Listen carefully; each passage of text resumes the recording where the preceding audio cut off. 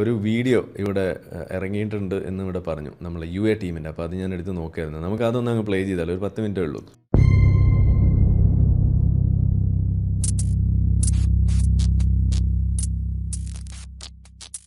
ആരിഫ് ഹുസൈന് അടിമത്തവുമായി ബന്ധപ്പെട്ടുള്ള കുറെ ചർച്ചകൾക്കിടയിൽ കുറച്ച് ഫാസ്റ്റ് ആക്കിക്കോളൂ.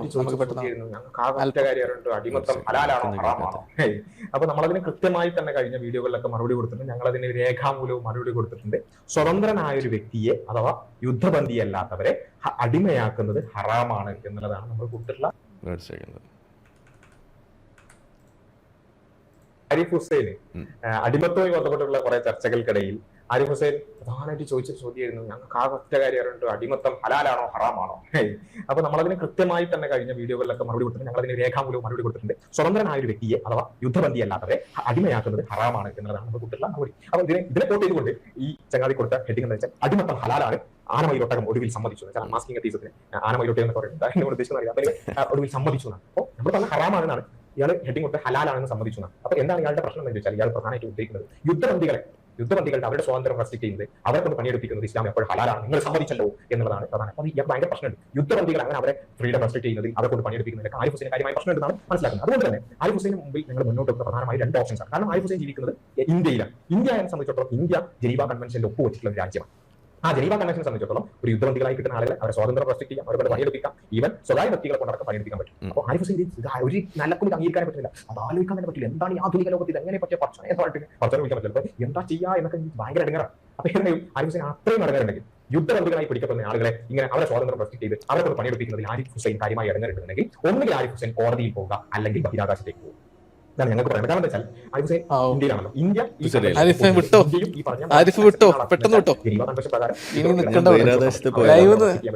ലൈവ് നിർത്തി നേരെ മറ്റേ സ്പേസ് എക്സിന്റെ വണ്ടി കയറി ഒരൊറ്റ വിടലാണ്. ബാസിൽ ഇപ്പോഴും പറയുന്നില്ല, അവരുടെ ജോലി എടുക്കണൊക്കെ ഞാൻ സമ്മതിച്ചു. യുദ്ധബന്ധികളായിട്ട് പിടിക്കപ്പെടുന്ന സ്ത്രീകൾ അതെവിടുന്ന് വരുന്നു? ഒന്നാമത്തെ കാര്യം. 2, യുദ്ധബന്ധികളായിട്ട് പിടിക്കപ്പെടുന്ന പുരുഷന്മാർ, അവരുടെ ഭാര്യമാർ അതെവിടുന്ന് വരുന്നു? ഇനി ഈ 2 ആളുകളെയും ഭോഗിക്കാനുള്ള അവകാശം ഇതെവിടുന്ന് വരുന്നു? അതുകൂടാതെ മാര്യത്തിൽ കിബിത്തിയ അതെവിടുന്ന് വരുന്നു? ഇതൊക്കെയാണ് നമ്മളെ പ്രശ്നം. അല്ലാതെ ജനീവ കൺവെൻഷൻ പ്രകാരം അവിടെയുള്ള ഇങ്ങനെ പിടിക്കപ്പെടുന്ന ആളുകൾക്ക് അവർ ഫിസിക്കലി ആക്റ്റീവായിട്ട് നിലനിൽക്കാൻ വേണ്ടിയിട്ട് മാന്യമായ എന്തെങ്കിലും ഒരു ഫിസിക്കൽ ഒരു എൻഗേജ്മെൻറ്റിന് വേണ്ടിയിട്ടൊരു തൊഴിൽ കൊടുക്കുന്നത് അടിമത്തവുമായിട്ട് കൺട്രോൾ ചെയ്യുന്ന ബാസിലിൻ്റെ ഉടായ്പ് അതിവിടെ നമ്മളെടുക്കില്ല. നിങ്ങളുടെ ഈ അണ്ടകടാഹം ഇവിടെ നമ്മളെടുക്കില്ല. അത് തന്നെയാണ് നമ്മൾ പറഞ്ഞു വരുന്നത്. നിങ്ങളിത് ആരെ പറ്റിക്കാൻ പോകുന്നത്? നിങ്ങളുടെ മദ്രസാ ജീവികളെ പറ്റിക്കുന്ന പരിപാടി ഇവിടെ നടക്കില്ല. എൻ്റെ പൊന്നു ബാസിലെ, ഞാൻ ഇന്നലെ പറഞ്ഞു ബാസിലിൻ്റെ മൂഡ് അരിപ്പയായിട്ടിരിക്കുകയാണെന്ന്. ആ അരിപ്പയായ മൂട്ടിലേക്ക് വീണ്ടും ഒരു വെടിയും കൂടിയാണ് വെച്ചിരിക്കുന്നത്. പറഞ്ഞു. ആ സ്ക്രീൻഷോട്ട് ഒന്ന് നമുക്ക് നോക്കാമല്ലോ. നമുക്ക് എന്തായാലും ഇനി പറഞ്ഞതല്ലേ, ഏതാണ് ജനീവ കൺവെൻഷനിൽ പുള്ളി ഇടയ്ക്ക് ഇങ്ങനെ ഓരോ സ്ക്രീൻഷോട്ട് ഇടുന്നത് മുറിച്ചിടാറുള്ളൂ. അത് നമുക്കറിയാം. എന്തായാലും ഉണ്ടെങ്കിൽ നമുക്ക് നോക്കാം എന്താണ് ആ സ്ക്രീൻഷോട്ട് എന്ന് കാണാലോ. എവിടെയാണ് അടിമത്തം ഉണ്ടോ എന്ന് നമുക്കറിയാലോ. ഭാര്യ പോയിക്കാൻ പറഞ്ഞിട്ടുണ്ടെന്ന് അറിയാലോ. ഈ സ്ക്രീൻഷോട്ടാണോ ഉദ്ദേശിച്ചത്? അതെ. The treatment of prisoners of war who work for private persons, even if the latter are responsible for guarding and protecting them, shall not be inferior to that which is provided for by the convention. ഇതിൽ എവിടെയാണ് അടിമത്തം? Treatment of prisoners of war who work for private persons, അതായത് private എംപ്ലോയികൾക്ക് മുൻപ് അവര് സ്വതന്ത്ര ആയിരുന്ന കാലഘട്ടത്തിൽ, ഇവന്റെ ഭാഷയിൽ പറഞ്ഞാൽ അല്ലെങ്കിൽ ബാസിന്റെ ഭാഷയിൽ പറഞ്ഞാൽ, അവിടെ വർക്ക് ചെയ്തിരുന്ന അല്ലെങ്കിൽ കമ്പനിയിൽ വർക്ക് ചെയ്തിരുന്ന ആൾക്ക് കൊടുക്കുന്ന കാര്യമല്ല ഇവിടെ പറയുന്നത്. ഇവിടെ എവിടെയാണ് ഈ പ്രൈവറ്റ് ആയ ആളുകൾക്ക് ഇങ്ങനെ ആളുകളെ വിൽക്കുന്നതിനെ പറ്റി? ഇസ്ലാമില് ഈ പ്രൈവറ്റ് ആയ ആളുകൾ, അതായത് വ്യക്തികൾ പരസ്പരം അടിമകളെ വിറ്റും വാങ്ങിയും മാർക്കറ്റ് കൊണ്ടുപോയി പ്രദർശിപ്പിച്ചും നടത്തുന്ന പരിപാടിയാണ് നമ്മളിവിടെ അടിമത്തം ഉദ്ദേശിക്കുന്നത്. ഇനി വേറൊരു സ്ക്രീൻഷോട്ടും കൂടി ഇടയ്ക്ക് കാണിച്ചോന്ന് ഡൗട്ടുണ്ട്, അതും കാണിക്കും. അപ്പോൾ ഈ പ്രൈവറ്റ് എംപ്ലോയീസിന്റെ കാര്യവും അടിമകളുടെ കാര്യവും തമ്മിൽ എങ്ങനെയാണ് കമ്പയർ ചെയ്യാൻ പറ്റുക?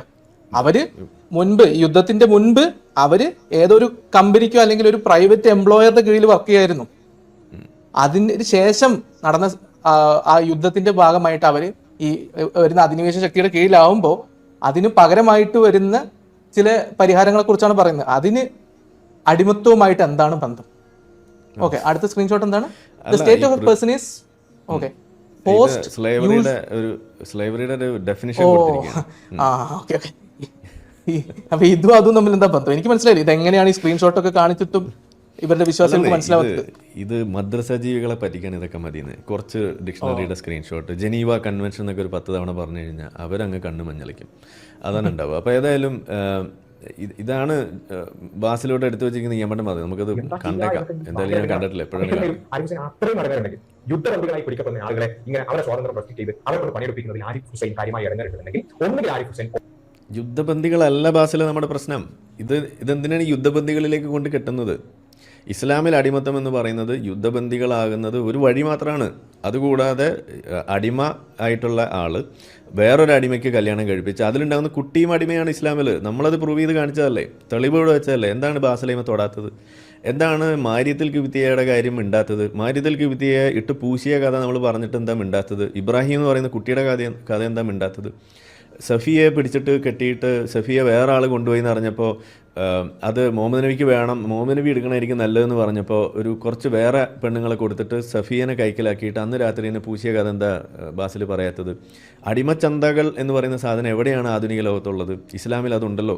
ഇസ്ലാമിൽ അടിമച്ചന്തയിൽ കൊണ്ടുപോയിട്ട് അടിമയെ കൊണ്ടുപോയി വിൽക്കാൻ വേണ്ടി വെക്കുന്ന നേരത്തെ അവിടെ അവരെ സൂക്ഷിക്കണം, അവരെ ശുക്ലമകത്ത് കളയാതെ നോക്കണം എന്ന് പറയുന്ന സാധനം അതെന്താണ് ബാസിൽ മിണ്ടാത്തത്? ബാസിൽ ഒരുപാട് സാധനങ്ങൾ വിഴുങ്ങുന്നു. അതാണ് ബാസിൻ്റെ പ്രശ്നം. ബാസിൽ നിങ്ങൾ ഈ അണ്ടകടാഹം വിട്ടിട്ട് കൃത്യമായിട്ട് അതാണ് നമ്മൾ പറയുന്നത്. ഇസ്ലാമിൽ അടിമത്തം ഹലാലാണോ ഹറാമാണോ, ഇതാണ് നമ്മുടെ വിഷയം. അങ്ങനെ പറയുന്ന സമയത്ത് ബാസിൽ തന്നെ സമ്മതിച്ചു എന്ത്? അതായത് യുദ്ധ സന്ദർഭത്തിൽ പിടിക്കപ്പെടുന്ന ആളുകളെ കൊണ്ടുപോയി അടിമയാക്കുന്നതിൽ ഒരു തെറ്റുമില്ല, അത് ഇസ്ലാം അനുവദിച്ചു എന്ന് പറയുമ്പോൾ തന്നെ അവിടെ എന്തായി?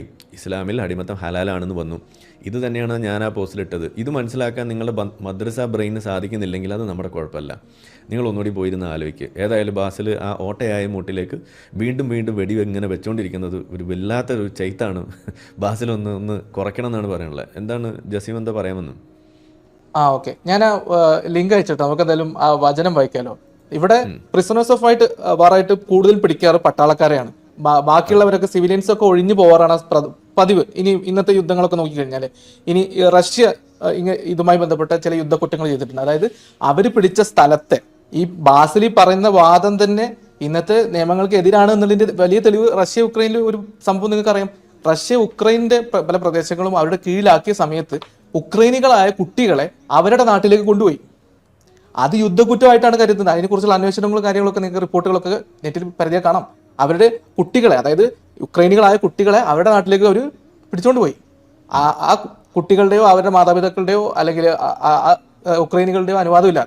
ഇതിനെ ആണ് യുദ്ധക്കുറ്റം എന്നാണ് ഇതിനെ കാറ്റഗറൈസ് ചെയ്തിട്ടുള്ളത്. അപ്പോൾ ഇത് ഈ ബാസിൽ ഇവിടെ കടന്ന് ന്യായീകരിക്കുകയാണ്.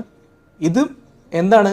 ഇത് ക്യാപ്റ്റീവ്സ് ഓഫ് വാറിന് ജനീവ കൺവെൻഷൻ കൊടുത്തിട്ടുള്ള നിയമങ്ങളുടെ പരിധിപ്പെടുന്നതാണ് പറയുന്നത്. ഇത് യുദ്ധക്കുറ്റമാണ് അങ്ങനെ പിടിച്ചുകൊണ്ട് പോയി കഴിഞ്ഞാൽ. അതാണ് ഇസ്ലാം ചെയ്തിട്ടുള്ളത്. അപ്പോൾ ഇസ്ലാം ചെയ്ത എല്ലാ കാര്യങ്ങളും, അത് ബന്ദികളായി പിടിക്കുന്ന പട്ടാളക്കാരാവട്ടെ, ആ ബന്ദികളായി പിടിക്കുന്ന അവിടുത്തെ സിവിലിയൻസ് ആവട്ടെ, ആ കാര്യത്തിലൊക്കെ ഇസ്ലാം ചെയ്തിട്ടുള്ള കാര്യങ്ങൾ, ഇനി യുദ്ധം ഉണ്ടെങ്കിൽ തന്നെ അത് ഒരു ബന്ധവുമില്ല. പിന്നെ നേരത്തെ പറഞ്ഞ പോലെ ഒരു ബന്ദിയുടെ ഭാര്യയെ നിങ്ങൾക്ക് ഇതുപോലെ നിങ്ങൾക്കൊരു ഭാര്യ ഉള്ളപ്പോൾ തന്നെ വ്യഭിചാരം എന്ന കാറ്റഗറിയിൽ പോലും പെടാതെ ഭോഗിക്കാൻ പറ്റുമെന്ന അവകാശം ഏത് ജനീവ കൺവെൻഷന്റെ അടിസ്ഥാനത്തിലാണ് നിങ്ങൾക്ക് ന്യായീകരിക്കാൻ പറ്റും? ഇപ്പൊ നേരത്തെ ആരിഫ് പറഞ്ഞു. അപ്പൊ ഇത് വായിക്കാൻ നമുക്ക് വേണമെങ്കിൽ എന്നിട്ട് നമുക്ക് ബാക്കി വീഡിയോ ബാസിൽ ഇതൊന്ന് എക്സ്പ്ലെയിൻ ചെയ്തത്. എന്നാൽ ബാസിൽ പറയണ പണി നമ്മൾ എടുത്തുതരാം. ഇത് ഏത് ജനീവ കൺവെൻഷൻ പ്രകാരമാണ് ഈ സാധനം ഇവിടെ ഇന്ന് ബാധകമാവുക എന്നുള്ളതെന്ന് ബാസിൽ പറയും. പറഞ്ഞു തന്നാൽ പറയും. നമ്മളെന്തിനാ വെറുതെ അങ്ങോട്ടും ഇങ്ങോട്ടും ഇങ്ങനെ തട്ടിക്കളിക്കുന്നത്? ഇത് എവിടെ എഴുതിയിരിക്കും? മറ്റുള്ളവരുടെ വിവാഹ ബന്ധത്തിലിരിക്കുന്ന സ്ത്രീകളും നിങ്ങൾക്ക് നിഷിദ്ധമാക്കപ്പെട്ടിരിക്കുന്നു. ഈ ഒരു സ്ലേവറി എന്ന് പറയുന്ന ഒരു ഡെഫിനിഷൻ നിങ്ങൾ കാണിച്ചു തന്നു.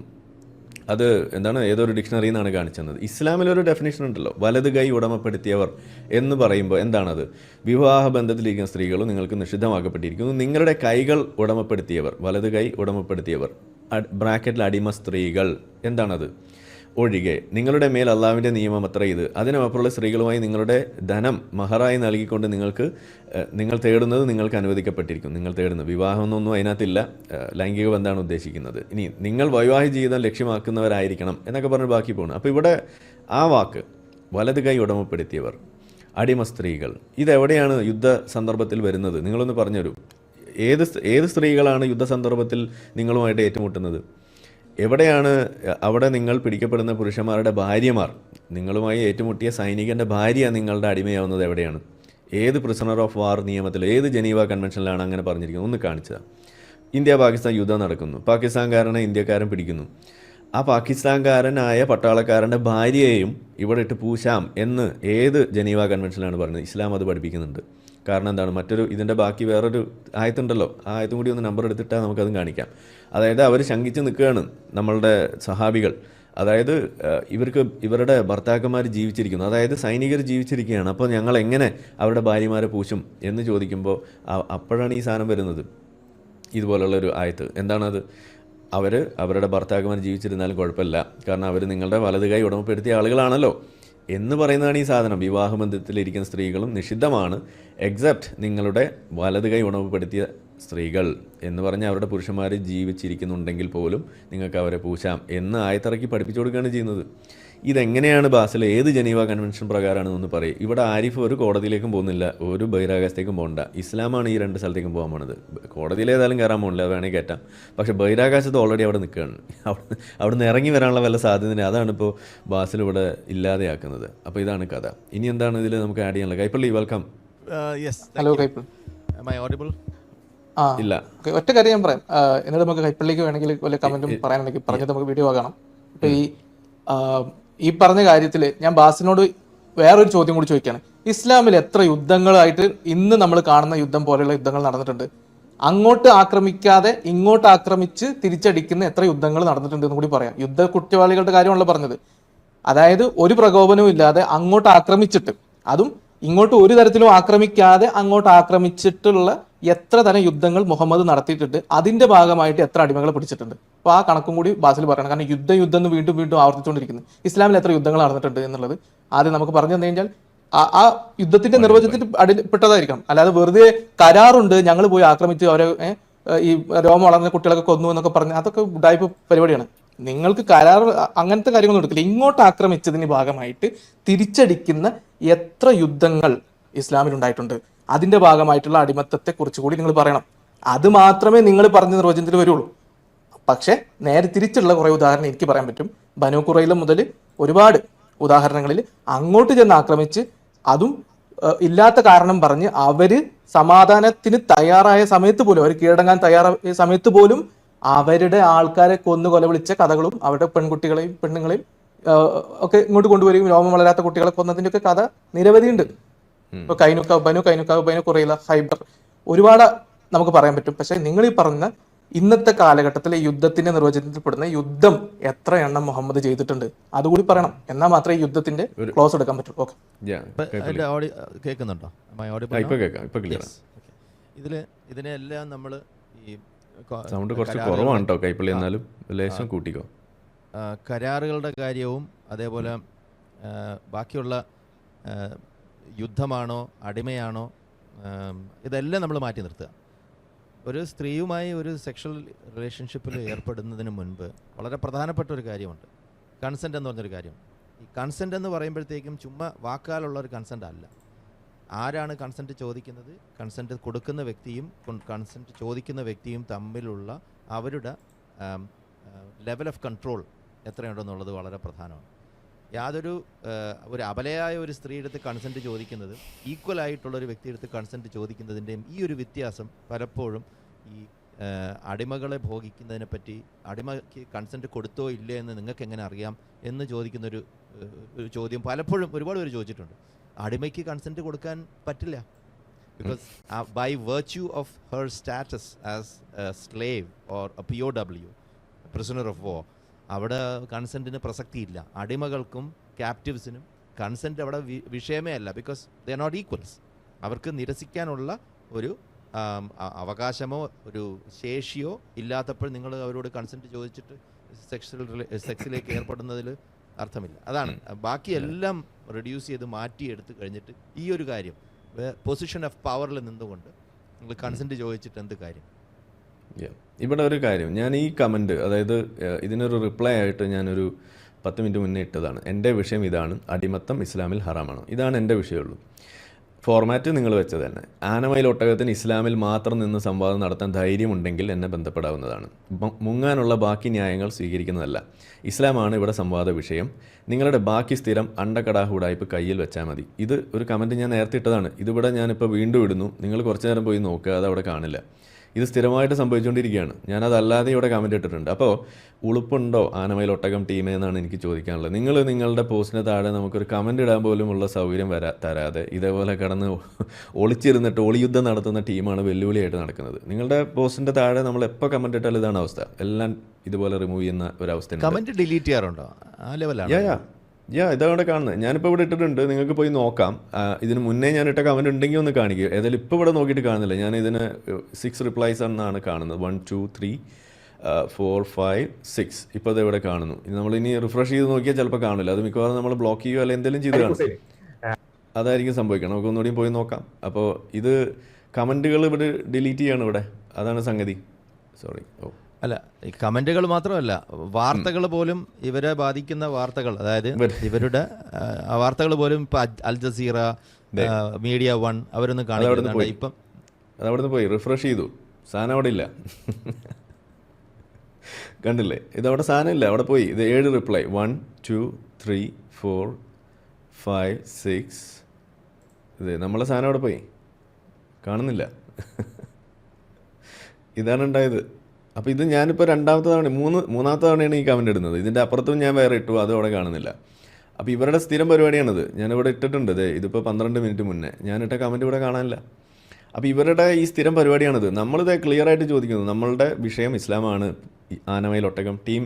ഓക്കെ, നിങ്ങളുടെ മൂട്ടിൽ വെടിവെക്കുന്ന പരിപാടി നമ്മളിവിടെ എടുക്കില്ല.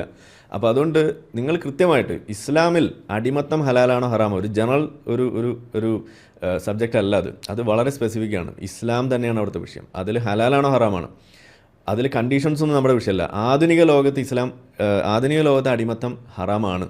ഓക്കെ, നമുക്കതിനകത്തൊരു ഹലാൽ, പ്രിസണർ ഓഫ് വാർ എന്ന് പറയുന്നതൊന്നും അടിമത്തമായിട്ട് നിങ്ങൾക്ക് അവിടെ കമ്പയർ ചെയ്യാൻ പറ്റില്ല. ഇസ്ലാമിൽ പറയുന്ന തരത്തിലുള്ള ഒരു സാധനം അവിടെ ഇല്ല. സൈനികൻ്റെ ഭാര്യയെ പൂശണമെന്നും ഈ പ്രിസണർ ഓഫ് വാർ ജനീവ കൺവെൻഷനൊന്നും എഴുതിയില്ല. അതൊക്കെ എടുത്ത് വെച്ച് ഇങ്ങോട്ട് വന്നു കഴിഞ്ഞാൽ അത് ഇവിടെ ചിലവാവില്ല. അത് നമ്മൾ പൊളിച്ച് കൈ തരും. അപ്പോൾ അതുകൊണ്ട് നിങ്ങൾ കൃത്യമായിട്ട് വരിക.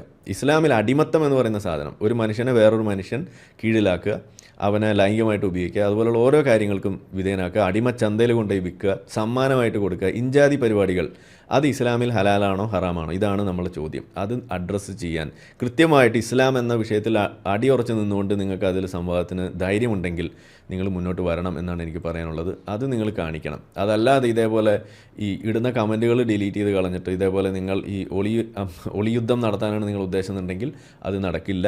ഇത് നിങ്ങളുടെ കയ്യിലിരിപ്പ് ഇവിടെ നമ്മൾ കാണിക്കുക. 12 റിപ്ലൈസ് എന്ന് പറഞ്ഞ് കാണിക്കുന്നു. 1 2 3 4 5 6 7 8 9. നമ്മളെ കമൻ്റ് ഇല്ല, അത് പോയി. ഇതാണ് ഇവിടെ നടക്കുന്നത്. ഒരു പോയിന്റ് ഒന്ന് ആഡ് ചെയ്തു. ഇപ്പോൾ ഇപ്പോൾ അടിമത്തം നിരോധിച്ച മതമാണ് ഇസ്ലാം എന്നുള്ളൊരു വാദം നമ്മൾ സ്ഥിരം ഇവരുടെ ഭാഗത്തുനിന്ന്, മുസ്ലിങ്ങളുടെ ഭാഗത്തുനിന്ന് കേൾക്കുന്നതാണ്. അങ്ങനെയാണ് അടിമത്തം നിരോധിച്ചു എന്നുണ്ടെങ്കിൽ അതുമായി ബന്ധപ്പെട്ട എല്ലാം തന്നെ റദ്ദാക്കേണ്ടതാണ്. വാങ്ങൽ, വിൽക്കൽ, കൈമാറ്റം ചെയ്യൽ. ഇമ്മീഡിയറ്റ്ലി അവർ സ്ലേവറി അബോളിഷ് ചെയ്യുകയാണ്. പിന്നെ അതിനുശേഷം ഇതിന് ട്രാൻസാക്ഷണൽ വാല്യൂ ഇല്ല, അല്ലേ? ഇപ്പം 500 രൂപയുടെ 1000 രൂപയുടെ നോട്ട്, 500-ൻ്റെയൊക്കെ നോട്ടുകൾ നമ്മൾ നിരോധിക്കുന്നു. അല്ലെന്നുണ്ടെങ്കിൽ ഏതെങ്കിലും ഇപ്പോൾ മദ്യം നിരോധിച്ചു കഴിഞ്ഞാൽ, ഇപ്പോൾ സർക്കാർ മദ്യം നിരോധിക്കുകയാണ്. ഇപ്പോൾ നമുക്കറിയാം അമേരിക്കയിലും പല സംസ്ഥാനങ്ങൾ, പല കൗണ്ടീസിലും, ഇപ്പം ഗൾഫ് രാജ്യങ്ങളിലൊക്കെ മദ്യം ഒരു ദിവസം പെട്ടെന്ന് നിരോധിക്കുകയാണ്. പിന്നീട് അതിനുശേഷം മദ്യം വാങ്ങുക, വിൽക്കുക, കൊടുക്കുക, കൈമാറ്റം ചെയ്യുക, അതിന് വാല്യൂ ഇല്ല. അപ്പോൾ പിന്നെ എന്തിനാണ് ഈ അടിമകൾക്ക് നിങ്ങളൊരു പാപം ചെയ്താൽ ഇത്ര അടിമകളെ നിങ്ങൾ കൈമാറ്റം ചെയ്യണം? നിങ്ങൾ that itself means there is value for അടിമ. അപ്പം അടിമയ്ക്ക് അവിടെ അതൊരു കമ്മോഡിറ്റി ആയിട്ട് മാറുകയാണ്, പ്രിസണർ ഓഫ് വാർ. അങ്ങനെ ഒരു സിറ്റുവേഷൻ ജനീവ കൺവെൻഷനിൽ ഇല്ല. അതാണ് ഇവിടെ പറഞ്ഞത്. അതല്ല, ഇവിടെ ഇപ്പോൾ രസമുണ്ട്. ഇവിടെ ഒരു കമൻറ്റ്, അമീൻ സ്വാലിഹ് എന്ന് പറയുന്ന ഒരാൾ കമൻറ്റ് ഇട്ടിരിക്കുകയാണ്. ഞാൻ 2 ചാനലിലെയും വീഡിയോസ് കാണാറുണ്ട്. ഇത് കണ്ടപ്പോൾ 2 ഡൗട്ട് തോന്നി. ഡൗട്ട് നമ്പർ 1, ജനീവ കൺവെൻഷനിൽ പറഞ്ഞ വാർ പ്രിസണേഴ്സിൻ്റെ ജോലി എടുപ്പിക്കുന്നത് നമ്മളെ സാധാരണ ജയിലിൽ കഴിയുന്ന ആളുകളെ പോലെ സാലറി ഓർ എനി കോമ്പൻസേഷൻ കൊടുത്തിട്ടാണോ അതോ ഫ്രീ ആയിട്ടാണോ? 1:15 കാണിച്ച ഇമേജിൽ തന്നെ കൊടുത്തിട്ടുണ്ട്. But they may in no circumstances be compel to work. അപ്പോൾ അതെങ്ങനെ ഫ്രീഡം റെസ്ട്രിക്ഷൻ ആകും? ഇതാണ് ചോദ്യം. ഇനി രണ്ടാമത്തെ സംശയം, വാർ പ്രിസണേഴ്സ് എന്നത് ആർമി മാത്രമല്ലേ, അല്ലാണ്ട് ആ രാജ്യത്തെ എല്ലാവരുമാണോ? നബിയുടെ കാലത്ത് അങ്ങോട്ട് യുദ്ധം ചെയ്തവരെ മാത്രമാണോ അടിമകളാക്കിയത്, അതോ ആ രാജ്യത്തുള്ള എല്ലാവരെയും അടിമകളാക്കിയിരുന്നോ? ഇതൊക്കെയാണ് ബാസിലെ ചോദ്യങ്ങൾ. ഞാൻ ചോദിച്ചതാണ്, നമ്മളിതാണ് ചോദിക്കുന്നത്. നിങ്ങളുടെ കമൻറ്റിൻ്റെ താഴെ അല്ല വീഡിയോയുടെ താഴെ വരുന്ന വിശ്വാസികൾ ഉന്നയിക്കുന്ന ആ ജെനുവിൻ ആയിട്ടുള്ള ചോദ്യങ്ങൾക്കെങ്കിലും നിങ്ങൾ ഉത്തരം കൊടുക്കുക. നമ്മൾ ചോദിക്കുമ്പോൾ നിങ്ങളത് വളച്ചൊടിച്ച് വേറെ വഴിക്ക് കൊണ്ടുപോവാണ്. നമ്മൾ ചോദിക്കുമ്പോൾ നിങ്ങൾക്ക് മനസ്സിലാവുന്നില്ല. അല്ല, ഇവിടെ ഇതാണ് ചോദ്യം. Soon to be ex Muslim ആണ് കേട്ടോ അദ്ദേഹം. ഇതാണ് ചോദ്യം. ഇതന്നെയാണ് നമ്മൾ ചോദിച്ചുകൊണ്ടിരിക്കുന്നത്. ജനീവ കൺവെൻഷനിൽ നിങ്ങൾക്ക് ആ നേരിട്ട് യുദ്ധത്തിൽ പങ്കെടുക്കുന്ന ആളെയാണ് അവിടെ പറയുന്നത്, അല്ലാതെ അവൻ്റെ വീട്ടിൽ കിടന്നുറങ്ങുന്ന ഭാര്യനെയും കുട്ടികളെ പിടിച്ച് പൂഷണ കഥയല്ല ജനീവ കൺവെൻഷൻ. ഇസ്ലാമിൽ അതല്ല. നിങ്ങളുടെ വലം കൈ ഉടമപ്പെടുത്തിയവർ അവരെയും എന്ന് പറയുമ്പോൾ അവിടെ യുദ്ധത്തിൽ പിടിക്കപ്പെടുന്ന അല്ലെങ്കിൽ ആ ഒരു കൊള്ള നടത്തുമ്പോൾ അവിടെ നിന്ന് പിടിക്കപ്പെടുന്ന ആളുകളെയാണ് അവിടെ ഉദ്ദേശിക്കുന്നത്. അതിൽ പുരുഷന്മാരുണ്ട്, പുരുഷന്മാരുടെ ഭാര്യമാരുണ്ട്. ഇതൊക്കെ വെച്ചിട്ട് നിങ്ങൾ ഇതിനെ വെളുപ്പിക്കാൻ വേണ്ടി നടക്കുന്നത്. ഞാൻ പറയുന്നത് നിങ്ങൾക്കുള്ള ഉത്തരത്തെ ഇതേപോലെയുള്ള അമീൻ സ്വാലിഹിനെ പോലെയുള്ള വിശ്വാസികൾ തന്നെ ഈ ചോദ്യം ചോദിക്കും. അതിനെങ്കിലും വൃത്തിയായിട്ട് നിങ്ങൾ ഉത്തരം കൊടുക്കും. നിങ്ങൾ അവിടെ കൊടുത്തിരിക്കുന്നത് എന്താ? ഫ്രീ ആയിട്ട് വേതനം നിർബന്ധമില്ല എന്നാണ് പറയുന്നത്. ഇസ്ലാമിലും യുദ്ധബന്ദികൾ എന്നാൽ അന്നത്തെ ആർമിയുമായി ബന്ധപ്പെട്ടവർ തന്നെയാണ്, സിവിലിയൻ അല്ല എന്നാണ് പറയുന്നത്. അപ്പം നമ്മൾ ചോദിക്കുന്നത് ഇതാണ്, സഫിയ സിവിലിയൻ ആയിരുന്നു അല്ലേ? ഇതാണ് നമ്മൾ ചോദിക്കുന്നത്. മാരിയത്തുൽ കിബിത്തിയ ഏത് യുദ്ധത്തിൽ പിടിച്ചതാണ്? നിങ്ങളൊന്ന് പറഞ്ഞാൽ മതി. അപ്പോൾ ഇതൊക്കെ ഉണ്ടായിട്ട് പിന്നെ അതേപോലെ മുഹമ്മദ് നബി ജീവിച്ചിരിക്കുമ്പോൾ തന്നെ ഞങ്ങളുടെ ഉമ്മ വലതിനെ കൊണ്ടുപോയി അങ്ങാടി കൊണ്ടുപോയി വിറ്റിരുന്നു എന്ന ഹദീസ് നമ്മളിവിടെ കാണിച്ചു തന്നു. ഇസ്ലാമിലെ ചരിത്രമാണത്. എന്നെ പഞ്ഞിക്കിട്ട ഹൈത്തമി തന്നെ പറഞ്ഞു, നിങ്ങൾക്ക് എന്താണ് ഭോഗാവകാശം പങ്കിട്ടിട്ട് പോയിക്കാം എന്ന് പറയുന്നതിനെ കുറിച്ചിട്ട്. ഇത് ഏത് യുദ്ധത്തിലെ കഥയാണെന്ന് നിങ്ങൾ പറയാം. അപ്പോൾ ഏതായാലും ഇത് വീണ്ടും ചർച്ചയായിരിക്കുകയാണ്. യെസ്, ആഡ് ചെയ്തോളൂ. അപ്പോൾ യുദ്ധത്തിന്റെ ബൂട്ടി, ഈ ബൂട്ടി 5-1 അള്ളാഹുവിനും റസൂലിനും കൊടുക്കുന്നത് ജനീവ കൺവെൻഷനുണ്ടോ? ഈന്തപ്പനടക്കം വിൽക്കുന്നത്, ഇത് ഈന്തപ്പനൊക്കെ എടുത്ത് ഷെയറൊക്കെ ഇടുന്നതൊക്കെ. പിന്നെ ഒരു മനുഷ്യന് പകരം 10 മനുഷ്യന്മാരെ അല്ലെങ്കിൽ 3 മനുഷ്യന്മാരുടെ ക്രയവിക്രയ എന്താണ് കറൻസി എക്സ്ചേഞ്ച്, ഇതൊക്കെ ഏത് ജനീവ കൺവെൻഷനിലാണ് പറഞ്ഞിട്ടുള്ളത്? പിന്നെ പ്രൈവറ്റ് ആയ ഒരു മനുഷ്യന് മറ്റൊരു മനുഷ്യനെ ഓൺ ചെയ്യാൻ പറ്റും എന്ന ഭാഗം എവിടെയാണ് ജനീവ കൺവെൻഷനിൽ? ഇതൊന്നുമില്ല. പുള്ളി കാണിച്ച സ്ക്രീൻഷോട്ട് ഇപ്പൊ പറഞ്ഞ പോലെ അതിൽ പോലും ഇവർക്ക് എതിരായിട്ടുള്ള വാദമാണ്. മുൻപ് കമ്പനിയിൽ ജോലി ചെയ്തിരുന്ന ആളുകൾ അല്ലെങ്കിൽ ഒരു പ്രൈവറ്റ് എംപ്ലോയ്മെന്റിൽ ഉണ്ടായിരുന്ന ഒരു വ്യക്തി, അത് ഈ അധിനിവേശ ശക്തിയുടെ അടിയിൽ വരുന്ന സമയത്തുള്ള കഥയാണ് അത് അവിടെ പറയുന്നത്. അവരുടെ വേതനവുമായി ബന്ധപ്പെട്ട കാര്യങ്ങൾ, കാരണം അവരുടെ ജീവിതം മുന്നോട്ട് കൊണ്ടുപോകാനുള്ള കാര്യം. ഓക്കെ, അപ്പോൾ ബാസിൽ കാണിക്കുന്ന സ്ക്രീൻഷോട്ടുകൾ അതെങ്കിലും മര്യാദയ്ക്കൊന്ന് വായിച്ചിട്ടൊക്കെ സ്ക്രീൻഷോട്ട് കാണിക്കുക എന്നാണ് നമുക്ക്. എന്നാൽ തന്നെ നിങ്ങൾക്കുള്ള ഉത്തരം അതിനകത്തുണ്ട്. ഇതാണ് ഇവിടെ നമ്മൾ പറഞ്ഞത്. ഏതായാലും വിശ്വാസികൾ തന്നെ അവിടെ ചൂണ്ടിക്കാണിച്ചിട്ടുണ്ട്. നിങ്ങൾ അതിന് ഒന്ന് മാന്യമായിട്ട് ഉത്തരം പറഞ്ഞ് കാണിക്കുക. അത് നമുക്ക് പറയാം. നമ്മളിത് കൂടുതൽ ഇനി പ്ലേ ചെയ്ത് സമയം കളയണമെന്നില്ല. ഇതാണ് കഥ, കൂടുതലൊന്നും ഇതിനകത്തില്ല. അപ്പോൾ ഏതായാലും ബാസിൽ, നമ്മളുടെ സാധനം ഇവിടെ വീണ്ടും ഞാനിട്ട കമൻറ്റ് നിങ്ങൾ അവിടെ ഡിലീറ്റ് ചെയ്തുകൊണ്ടേ ഇരിക്കുകയാണ്. അതുകൊണ്ട് ഞാനിവിടെ വീണ്ടും പറയുന്നു, നമ്മൾ ഒന്നും കൂടി ഇവിടെ വേണമെങ്കിൽ പോസ്റ്റ് ചെയ്ത് കാണിക്കാം നിങ്ങൾക്ക് വേണ്ടിയിട്ട്. അതായത് നിങ്ങൾ ഏതായാലും കമൻറ്റ് ഡിലീറ്റ് ചെയ്യുകയാണല്ലോ, അപ്പോൾ ഏതായാലും നമ്മളുടെ വക ഒന്നും കൂടി ഞാനിവിടെ ഒന്ന് പോസ്റ്റ് ചെയ്തേക്കാം. ഇതാണ് സാധനം. എൻ്റെ വിഷയം ഇതാണ്, അടിമത്തം ഇസ്ലാമിൽ ഹറാമാണോ? ഇതാണ് നമ്മുടെ വിഷയം. നിങ്ങൾക്ക് ഹറാമാണെന്ന് വാദിക്കാം, ഞാൻ ഹറാമല്ല എന്ന് വാദിച്ച് കാണിച്ചു തരാം. ഇതാണ് നമ്മുടെ. അതിൽ 2 സൈഡും ഉണ്ട്. നിങ്ങൾക്ക് വാദിക്കാനുള്ളതുണ്ട്, എനിക്ക് വാദിക്കാനുള്ളതുണ്ട്. ഇതിൽ ഏകപക്ഷീയതയൊന്നുമില്ല. ഇനി ഫോർമാറ്റൊക്കെ നിങ്ങൾ പറഞ്ഞു തന്നെ, നിങ്ങൾ അണ്ടകടാഹം ഉടായ്പ ഇവിടെ എടുക്കില്ല. ഇസ്ലാമാണ് നമ്മുടെ വിഷയം. അതിൽ നിന്നുകൊണ്ട് സംസാരിക്കാൻ നിങ്ങൾ ധൈര്യം ഉണ്ടെങ്കിൽ നിങ്ങൾ വരിക. ബാക്കി ആധുനികതയിൽ അടിമത്തം ഉണ്ടോ? ആധുനികതയിൽ അടിമത്തം ഇല്ല. ഇനി ആധുനികതയിൽ അടിമത്തം ഉണ്ടോ ഇല്ലേ അത് സംബന്ധിച്ചൊരു ചർച്ച വേണം. അത് നമുക്ക് പിന്നെ ചെയ്യാം. ഇസ്ലാമുമായിട്ട് ചർച്ച ചെയ്യുന്ന സമയത്ത് അതുമായിട്ട് കൂട്ടിക്കെട്ടേണ്ട കാര്യമല്ല. അടിമത്തം ഇസ്ലാമിലും ആധുനികതയിലും എന്ന് പറയുമ്പോൾ ആധുനികതയിൽ ഉണ്ട് എന്നുള്ള ധ്വനിയാണ് നിങ്ങൾ അവിടെ വെക്കുന്നത്. അത് നമുക്കില്ലെന്നേ, അങ്ങനെ ഒരു വാദം നമുക്കില്ലല്ലോ. ഇനി നിങ്ങൾക്കത് ഉണ്ടെന്നുണ്ടെങ്കിൽ ഉണ്ടോ ഇല്ല എന്നുള്ള വാദം അത് വേറെയാണ്. അത് നമുക്ക് വേറെ ഡിബേറ്റ് ചെയ്യാം. ഇപ്പം നമ്മളെ വാദം ഇതാണ്, ഇസ്ലാമിൽ അതുണ്ടോ ഇല്ല എന്നുള്ളതാണ്. അത് കഴിഞ്ഞിട്ട് നമുക്ക് ബാക്കി. നിങ്ങൾ ഈ വിഷയത്തിൽ വന്നാൽ ആധുനികതയിൽ അടിമത്തം ഉണ്ടോ ഇല്ല എന്നുള്ള ആ വിഷയവുമായി ബന്ധപ്പെട്ടിട്ട് നമുക്കൊരു സംവാദം വേറെ നടത്താം. അപ്പോൾ ആദ്യം നിങ്ങൾ ഇത് സമ്മതിക്കണം, ഇസ്ലാമിൽ അടിമത്തം ഉണ്ടോ ഇല്ലേ, അത് ഹലാലാണോ ഹറാമാണോ, ആ വിഷയത്തിൽ കൃത്യമായിട്ട് ഇസ്ലാമിൽ മാത്രം നിന്നുകൊണ്ടുള്ള ആദ്യ സംവാദത്തിന് നിങ്ങൾ തയ്യാറായാൽ ബാക്കിയുള്ള എല്ലാ സംവാദത്തിനും നമ്മൾ തയ്യാറാവും. അതിന് നിങ്ങൾ ഓക്കെ ആണെങ്കിൽ ആദ്യം നമ്മൾ അറിയിക്കുക. നിങ്ങളുടെ ഈ ഉരുണ്ട് കളി, ഈ സ്വന്തം മൂട്ടിൽ വെക്കുന്ന പരിപാടി, അതൊക്കെ നിങ്ങളെ കലാപരിപാടിയൊക്കെ ചെയ്തോളൂ. പക്ഷേ ഈ സാധനം കമൻറ്റ് അവിടെ ഇടാൻ നമ്മൾ അനുവദിക്കാത്തതുകൊണ്ട് ഇത് നമ്മളിവിടെ ഇടുകയാണ്. ഒന്നുകൂടി ഞാൻ പോസ്റ്റ് ചെയ്യുന്നുണ്ട്. വിശ്വാസം ഇല്ലാത്ത ആളുകൾക്ക് ഒന്നുകൂടി പോയി തപ്പി നോക്കാം അതവിടെ പോകുന്നുണ്ടോ ഇല്ലേ എന്നുള്ളത്. 0 seconds അഗോ ഇവിടെ ഉണ്ട്. നിങ്ങൾക്ക് സ്ക്രീൻഷോട്ടൊക്കെ എടുത്ത് വെക്കാം. വീഡിയോ ആയതുകൊണ്ട് ഇവിടെ തന്നെ കാണും, ഇത് ഇവിടെ കാണില്ല. കാക്കാമാർ ഈ നമ്മൾ ആനമയിലൊട്ടകൻ ടീം അത് അവിടുന്ന് ഡിലീറ്റ് ചെയ്ത് കളയാണ്. അപ്പോൾ നമുക്ക് മൂവ് ഓൺ ചെയ്യാം അല്ലേ. നമ്മളെ വീഡിയോ കണ്ടുകൊണ്ടിരിക്കുന്ന ആളുകൾ ചാനൽ സബ്സ്ക്രൈബ് ചെയ്തിട്ടില്ല എന്നുണ്ടെങ്കിൽ അത് ചെയ്ത് നമ്മളെ സപ്പോർട്ട് ചെയ്യുക. മറ്റു രീതിയിൽ സപ്പോർട്ട് ചെയ്യാൻ ആഗ്രഹിക്കുന്ന ആളുകൾക്ക് അതിൻ്റെ ഡീറ്റെയിൽസ് ഡിസ്ക്രിപ്ഷനിലുണ്ട്. നിങ്ങളുടെ ഓരോ ലൈക്കും ഷെയറും അതുപോലെ കമൻ്റ് ഇടുന്നതും ഇതിൽ ഈ വീഡിയോ അതിൻ്റെ താഴെ വരുന്ന കമൻറ്റുകൾക്ക് നിങ്ങൾ പ്രതികരിക്കുന്നതെല്ലാം തന്നെ വീഡിയോയുടെ റീച്ച് കൂടുന്നതിന് വലിയ തോതിൽ ഉപകാരപ്പെടുന്ന സംഗതിയാണ്. അപ്പോൾ അതുകൊണ്ട് അതിൽ നിങ്ങൾ ഏർപ്പെടണം എന്നും കൂടി ഞാൻ അഭ്യർത്ഥിക്കുകയാണ്. മറ്റുള്ള രീതിയിലുള്ള സപ്പോർട്ട് തുടർന്നും നിങ്ങളുടെ ഭാഗത്തുനിന്നുണ്ടാവും എന്ന് പ്രതീക്ഷിക്കുന്നു.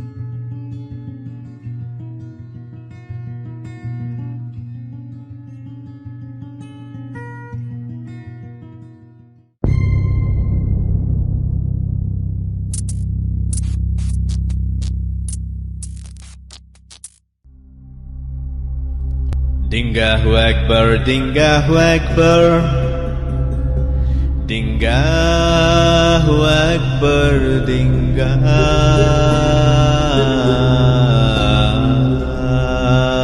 Akbar. Ashhadu an la ilaha illa Dingah. أشهد أن لا إله إلا دينك.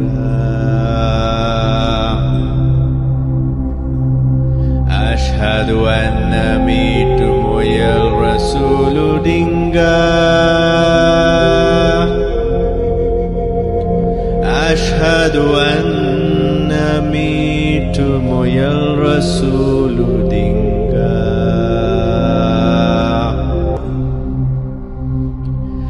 حي على free thinking. حي على free thinking. حي على scientific temper. حي على scientific temper. Dingahu Akbar, Dingahu Akbar.